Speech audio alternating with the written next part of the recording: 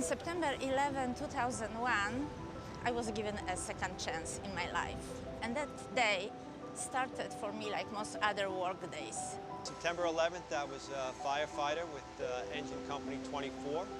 I was the lieutenant on duty. I was in Atlantic City on a belated honeymoon with my then wife. I was in the city working, right at the time at Con Edison, New York. I was in my office on the 68th floor of the North Tower, it's One World Trade Center. It was the first day of school. It was a wonderful day. It started out to be a wonderful day. I came to my office and I was so lucky because my desk was just by the window on 82nd floor, and 8:45, a minute before the impact. In my office there was absolute silence, and all of a sudden the silence was broken by tremendous blast. I ran to a window looking south.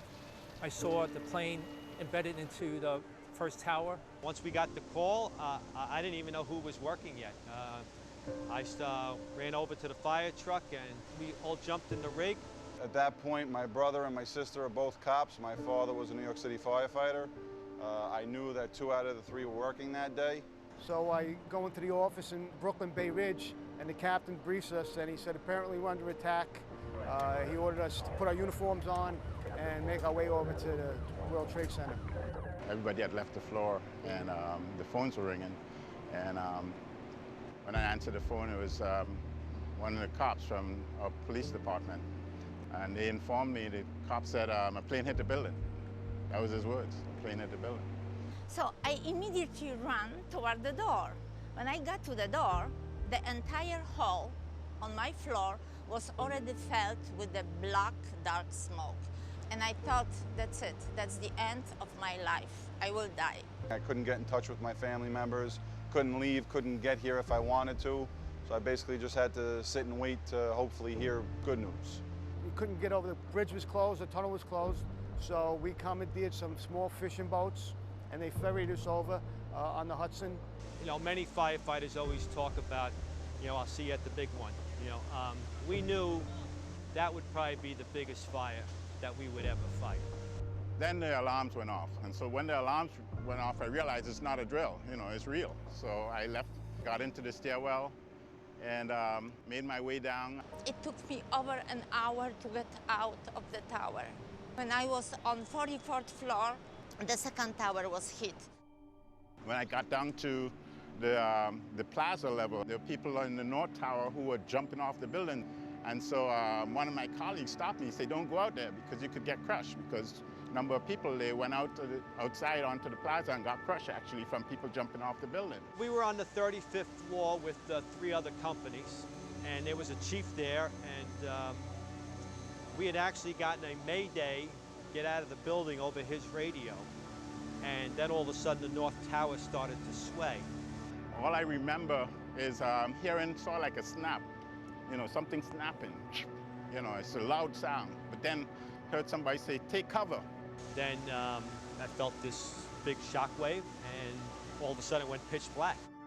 I drove down to the West Side Highway to a point that I saw a tsunami of this black cloud when the towers came down, heading up north. And I was at awe of seeing the sight of people running out of the cloud. It was a cloud of smoke. Your eyes burnt, you couldn't breathe. Our uniforms turned white from the soot and the dust. When I first got out and there was nobody around, I was calling maydays for help. I was missing all my men. I thought the whole place had been abandoned at that point. I started looking back. As I looked back, then I realized I didn't see the towers. And then it hit me, the towers are gone. And then I realized what had happened. It's like, wait a minute, I just survived the collapse of the towers, because then it hit me, the towers are not dead. And as we're walking, we're tripping because women ran out of their shoes, they dropped their pocketbooks, they dropped their groceries, they ran for their lives, okay? And we finally got on to what was remaining of the Twin Towers. Now, I was never in the military, but this was a war zone, okay? Total chaos. Worst thing I've ever seen in my life.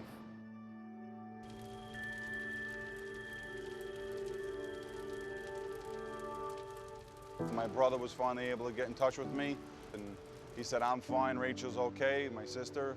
but we can't find Dad. He said you have to get here as soon as you can. To get to the site, you couldn't make heads or tails which building was down, and it was a big pile of 70, 80 feet of rubble. And I started hearing this chirping sound.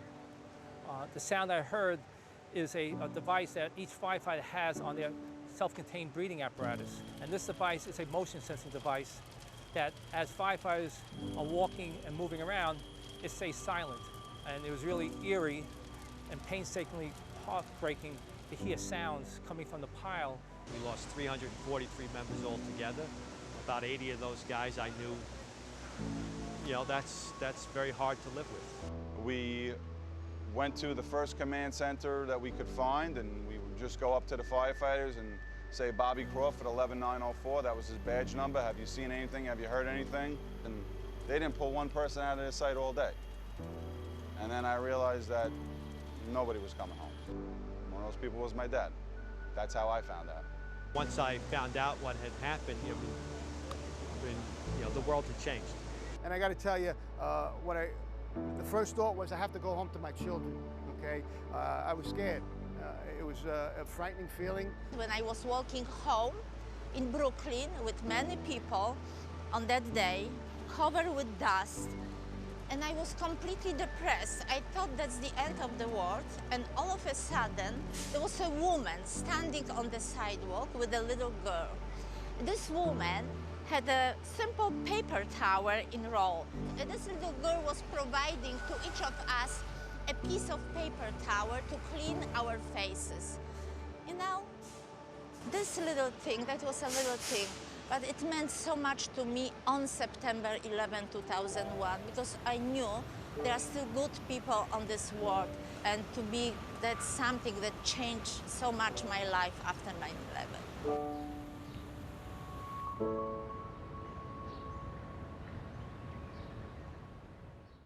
Mark Twain is now thought of as America's first celebrity because he was so good at capturing the public imagination, and it became important to him to have a public image.